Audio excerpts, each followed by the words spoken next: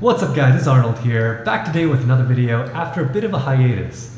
Today, we're going to talk about options. Now, you've probably heard this term before. Maybe your friend told you that they made $1,000 off of Tesla call options, or maybe you just heard this term off of the Wall Street movie. Well, today we're going to talk about what it is in plain English. What are call options, what are put options, and whether it's something that you might want to look into. Without further ado, let's get into it. So what are options? Options is the right to buy or sell a stock at a given price within a specified time frame. Think of it almost like a legal pinky swear, where under certain conditions you can do a certain number of actions. In this case, you're allowed to buy or sell a stock if it's at a certain price within a specified time frame. A contract is also a financial derivative, which means the value of the contract is dependent on the value of the underlying stock, not some kind of intrinsic value. Now, what does this all mean? Let's use a plain English example. Let's say your friend has a bunch of apple seeds and they're planning to grow an apple tree. You tell your friend, okay, if this apple tree grows 10 apples within a year, I'm gonna buy these 10 apples for $1 each. So you write out a contract and you pinky swear over this contract. And let's say you bought this contract for, right now let's just say an arbitrary $10. As time goes on, if it's looking less and less likely that this apple tree can grow 10 apples, then the value of that contract will go down. Because if the apple tree doesn't grow 10 apples, then the contract is worthless. Let's say after 1 year, the apple tree only grows 5 apples.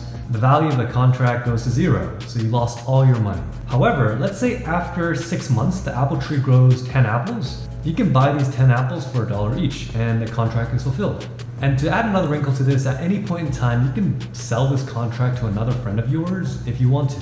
Reasons may be if you're doubtful that the apple tree will grow 10 apples. So translating this to options, just like the apple tree example, instead of apples and a number of apples, it's actually stock and stock prices. So you would buy an options contract, and that would specify that if the stock hits a strike price of a certain value, you get to buy a number of shares of those stock at a certain price. However, in practice, options contract actually represents 100 shares of a company.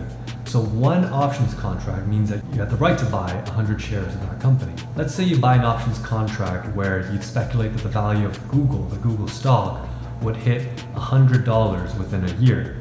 If it gets to $100 within a year, you can buy 100 shares of Google at $100, even if the stock price of Google went beyond that and hit $200 per share, for example. You can still buy the stock at $100. There's also a price you pay for the options contract, and this is defined by a premium multiplied by 100 shares.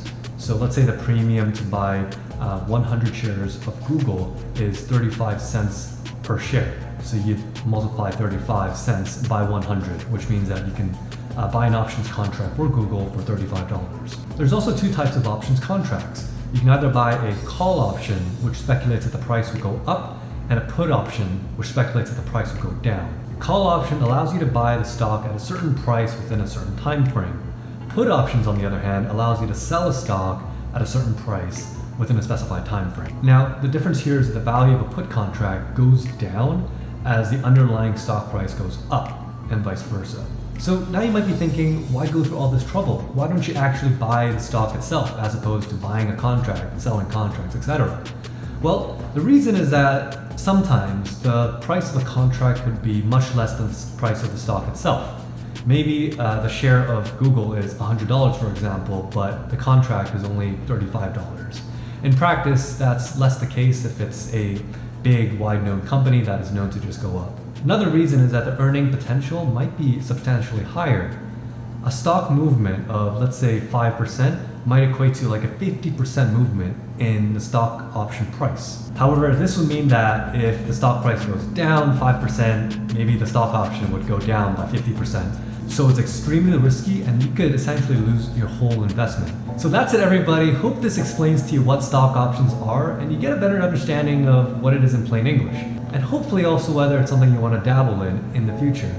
Hope you learned something today. If you like this video, like, share, and subscribe, and I'll see you in the next one.